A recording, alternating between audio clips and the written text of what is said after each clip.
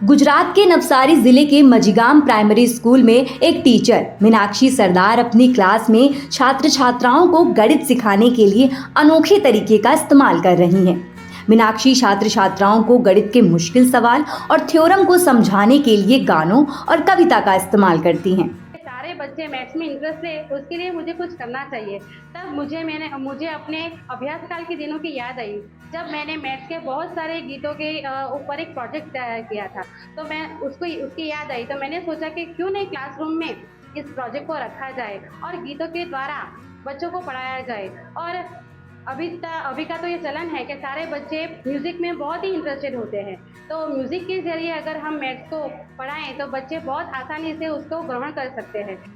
मीनाक्षी को अनोखे तरीके से गणित पढ़ाने के लिए अलग पहचान और कई पुरस्कार मिले हैं।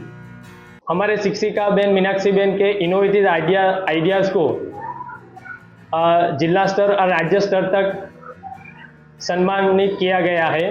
उनको राज्य सरकार की तरफ से भी इनोवेटिव शिक्षिका के रूप में सम्मानित किया गया है। ये हमारे लिए, हमारे स्कूल के लिए एक गर्व की बात है। उनके पढ़ाने के इस दिलचस्प तरीके से छात्र छात्राओं को गणित के मुश्किल सवाल आसानी से समझने और उन्हें हल करने में मदद मिली है।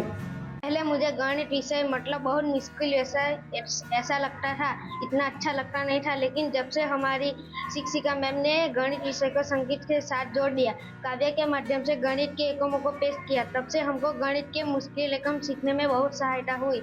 और गुजराती, हिंदी जैसी भाषाओं में काव्य आते हैं वो तो हमें पता है, लेकिन गणित जैसा गणित करने के विषय में भी हमारे मैडम ने संगीत के साथ जोड़ दिया। तब से हमको बहुत आनंद हुआ और हम गणित में और ज़्यादा रस लेने लगे। मुझे गणित विषय ऐसा लगता है समझ में ही नहीं आता है। गणित के चैप्टर जैसे माहीतीकरण, नियमन, चतुष्कोण की समझ, अवयवीकरण, समीकरण, ऐसे चैप्टर मुझे समझ में ही नहीं आते थे। अभी लगता है कि गणित विषय इतना भी मुश्किल नहीं है जितना मैं पहले समझती थी।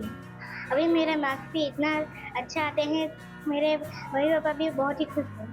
ये मीनाक्षी के पढ़ाने के अलग तरीके का ही असर है कि जिन छात्र छात्राओं की गणित में दिलचस्पी नहीं थी, उन्हें भी अब ये विषय पसंद आ रहा है और वे इसमें बेहतर प्रदर्शन कर रहे हैं।